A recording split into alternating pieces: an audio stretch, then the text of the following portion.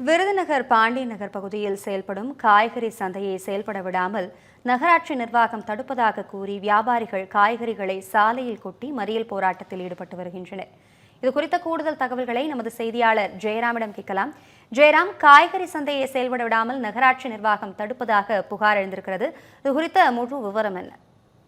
நிச்சயமாக அபிராமி, விருதுநகர் நகராட்சிக்குட்பட்ட 15வது வார்டு பகுதியில் திங்கட்கிழமை மாலை வேளைகளில் சுமார் 108 வியாபாரிகள், விருதுநகர் மாவட்டத்தை சுற்றியுள்ள ஆவியூர், குரண்டி உள்ளிட்ட பல்வேறு பகுதிகளில் இருந்து வியாபாரிகள் விவசாயிகளிடம் குறைந்த விலையில் காய்கறிகளை பெற்று அதை வாரத்தில் ஒரு நாள் விற்பனை செய்து வந்தனர்.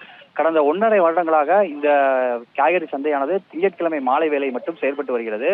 இந்த சந்தையை செயல்படக்கூடாது என கூறி 15வது வார்டு கவுன்சிலராக உள்ள ரோகிணி என்பவரின் கணவர் ரமேஷ் தொடர்ந்து கடந்த 3 வாரங்களாக இந்த இடத்தில் கடை செயல்படக்கூடாது என கடை வியாபாரிகளிடம் பிரச்சனை செய்து வந்ததாக கூறப்படுகிறது. இந்நிலையில் கடந்த வியாழக்கிழமை இந்த வியாபாரிகள் எங்களுக்கு கடை அமைக்க வேண்டும் என கூறி மாவட்ட ஆட்சியரிடமும் மனு அளித்துள்ளனர். இதையடுத்து இன்று கடை வைப்பதற்காக காலையில் வந்த விவசாயிகளை தொடர்ந்து இந்த பகுதியில் கடை வைக்கக்கூடாது என கூறி விவசாயிகள் மற்றும் வியாபாரிகளை காவல்துறையினர் தொடர்ந்து இந்த பகுதியில் கடை வைக்கக்கூடாது என தடுத்து நிறுத்தியுள்ளனர். இதையடுத்து இன்று காலை மாவட்ட ஆட்சியரிடமும் மனு அளித்தனர். மனு அளித்துவிட்டு இந்த இடத்தில் கடை வைப்பதற்காக வந்த வியாபாரிகளை இருந்த காவல்துறையினர் இங்கு கடை வைக்கக்கூடாது என தடுத்து நிறுத்தினர்.